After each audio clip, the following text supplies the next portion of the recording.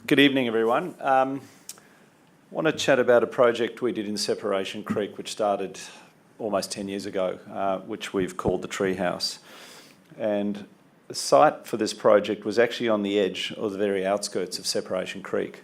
It had been part of a larger land subdivision that had occurred over time, and it wasn't really part of the initial or the formal village or hamlet of Separation Creek.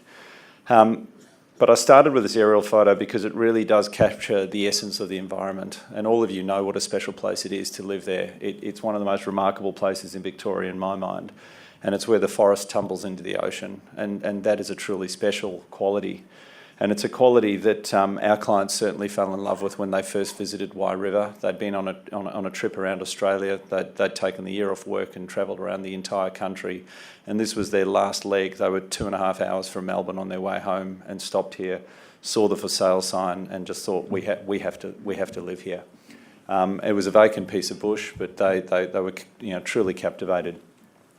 So I suppose we started the project being cognizant of what a remarkable place it is, and I think a design response sort of grew out of being intuitively connected to the landscape, the site, the topography, and understanding some of the challenges in terms of building in Victoria, because this photo really shows us that the bulk of the aspect towards the ocean is towards the south, and a lot of sites in Victoria where we do have ocean views, we're facing south, and that's really at odds with good proper thermal efficiencies and performance with the buildings, where south-facing glass is a massive heat loss problem for buildings.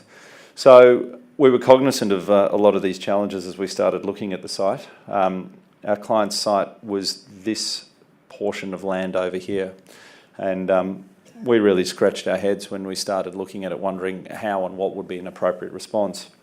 But it became apparent to us pretty quickly that we wanted to engage with the landscape quality of the environment, and the fact that you are living in amongst the trees certainly seemed to us as a point of departure for the project. And so quite literally the idea of a house that was in the trees, or a tree house, was at the forefront of our minds as when we visited the site and started looking at the project.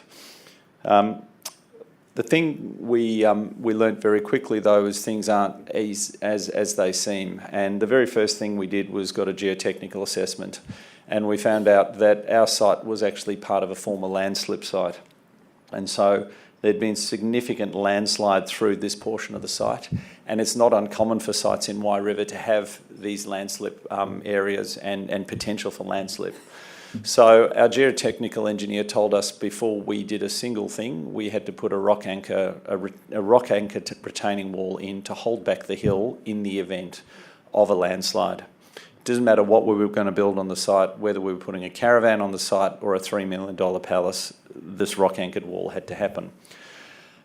We started investigating what this rock anchor wall meant. We had to have rock anchors driven 20 metres into the bedrock, and the cost of a wall like this, in the instance of our job, was going to be about $180,000.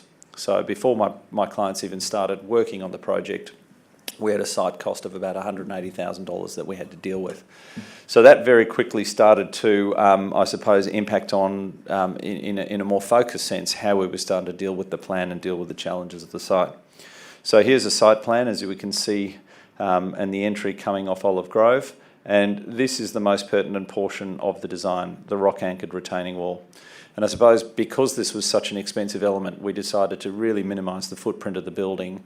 And so the ground floor of the building is effectively a rectangular base, or a trunk of a tree, that's only 65 square metres. It contains 2 bedrooms, one's a bunk room, one's a guest bedroom, a toilet, staircase and a storeroom. And the idea we generated was, by minimising the footprint on the site, we can minimise the length of the wall. We came up to the first floor, which is the primary living space, and apologies for the line quality, but it's not translated very well in this diagram. But this is where the heart and the core of the house is happening. We arrive via a series of stairs along the edge of the rock-anchored wall into the kitchen, living, dining zone. And then we thought, well, how do we actually capture the additional pieces of program that we need to deal with, the bedrooms, the living rooms, the sunroom. And so we cantilevered these portions of the plan off the base, and it enabled us to minimise minimise the extent of the footings on the ground, but it also helped us then start to really play up this analogy of the house being a tree house with rooms suspended in the sky. And so you had your main living dining zone through here. We had a master bedroom down a half level off a landing, a study at the rear, and a sunroom, a multi-purpose sort of sunroom on the west. And I think the thing that we were highly aware of is that there are these remarkable views, but we were very much interested in framing and capturing these views, much as Kelly suggested with the Big Hill house. We started looking at the energy ratings for the building, and we couldn't afford to have huge expansive walls of glass. So there's a glazed wall here. Our sunroom is almost an indoor-outdoor room. It's got a series of sliding doors over here, which allow us to sit in this space. It's got louvers, we can ventilate, and we can capture, most importantly, a lot of the cross-flow ventilation and the sea breezes that are coming off the ocean. So thinking about how we ventilate the environment, how do we make it a comfortable environment to live in, are going to be really important things that everyone has to consider when they're tackling their own projects. So the form of the building really became very much a response to the climate. It became very much a response to the site and this major constraint, which was obviously the cost of the landslip wall. So again, Ian's discussed the cost of some of the fire measures that we're going to put in the buildings, environmental measures like lack of insulation, or foundational measures like how expensive it is to get out of the ground, are all going to have a significant impact in terms of the design response. Here are a series of studies that we went through as we started exploring the project. You could see we built a three-dimensional computer model of the site just to get our heads around the extent and the nature of this slope. We built physical models that we played with and understood and toyed with the design response. And we very quickly came to the conclusion that a lightweight steel frame would be the most efficient way to build this building, and that would enable us to structurally work these cantilevers out.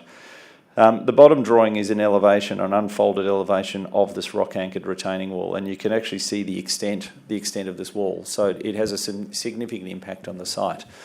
And I suppose accordingly we realised, well, this too was going to have a design impact and a visual impact. And so working with our engineer, we devised a system where we inserted PVC tubes into the wall at various centres, so that we could then plant plants within the wall and they could grow out of the wall and eventually cover the wall. So thinking about it as a wall that would be an aggressive cut in the landscape in the first instance, but something that would hopefully be grown over, get mossy and repatriate itself into the landscape was highly important as well. These are a series of diagrams which really look at the construction process and look at the journey of the house. Here's our section diagram, understanding the nature of the building, the limited footprint of the ground floor versus the cantilevers of the upper levels. Because our primary aspect is southerly, we flicked up a clerestory window so we could draw down northern light into our main living rooms, particularly in winter. The section really translates into the plan. We have terracing and stepping going down the site. This is where and how we were filtering the water, or all our filtration of shower water and septic water as well. And then we started playing up, I suppose, the cladding and the facade of the building. Now we chose a lightweight cladding. One of the qualities of all the dwellings in Wye River was this sort of humble fibro shack that seemed to be so consistent through many of the dwellings. And so we started exploring the use of 9mm compressed cement sheet as our primary cladding. Again, this is very durable, robust, a common material, but one that's also got very good fire resistant properties. We used class one timbers, really durable black butt timber, to cover the joins in the cement sheet cladding. And so I suppose we looked at the local vernacular, we looked at how things had been built within Wye River and tried to make this building both conversant with the landscape, but also talking to the nature and the traditions of the buildings and the built form that had happened on the site, but certainly one that took on board those qualities and then abstracted them and went beyond. So once we chose that cladding system, we then started playing with colours, because again, for us, because our clients had bought in a section of site that was almost virgin bush, we wanted the building, when it was constructed, to sit gently back into the hill and the landscape. It's very prominent in terms of how you view it when you come around the peninsula from Wye River. And so we played with 2 and 3 tones of green paint on the cladding panels, with a view that the building would really reflect the light and the dark of the understory and the treetops, and merge back into the hillside once it was completed. Some shots of the construction processes, drilling and getting the 20-metre rock anchors in place before we did anything else. Starting to shotcrete the rock anchor wall. I mean, a pretty crude, pretty basic system. It's like a swimming pool construction technology. But here you can see the PVC pipes that we'd inserted into the wall, which then allowed us to come across later and then plant into those pipes to start to, I suppose, energise the wall and allow it to be grown over and repatriated into the hillside. Here's the construction of the steel frame, and that actually enabled us to get the primary framing up fairly quickly. The house is also sitting over a firefighting tank and also a rain collection tank for all of its water use as well. So trying to really be efficient with how the house sits on the site, the exploration of the materiality and the colours, and then heading towards completion of construction.